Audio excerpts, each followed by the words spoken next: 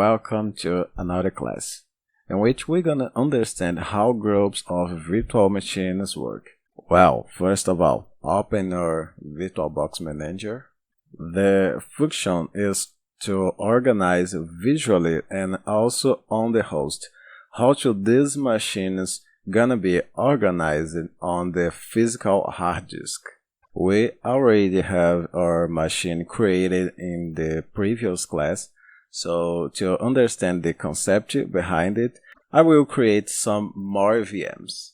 Click on New, a VM called Holder, Linux type, continue, create a new hard drive, VDI continue,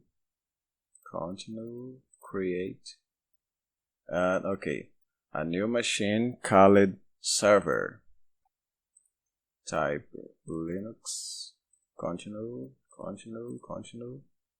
VDI continue, and create.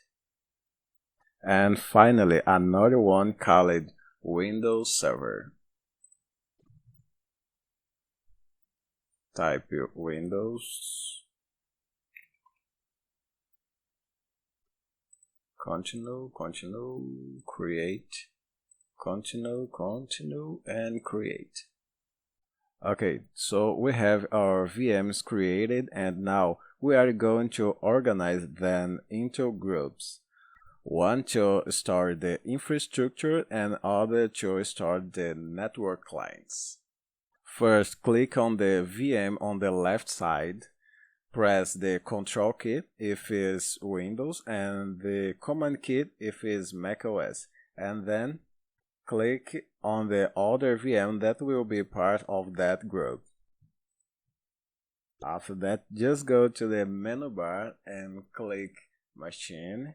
After, click Group option, and here we have the first group created.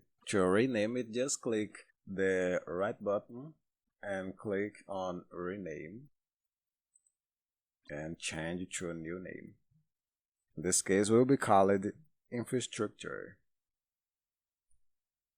Once this is done, we're gonna do the same for the other two. Pressing Command or Control and click in Group, right button, rename group. In this time, it will be called Client Networks. To undo our group, just click with the right button and then ungroup. Simple and faster.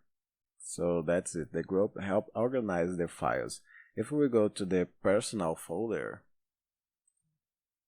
and open VirtualBox VMs folder, we can see that files, the virtual machines were organized in the same way.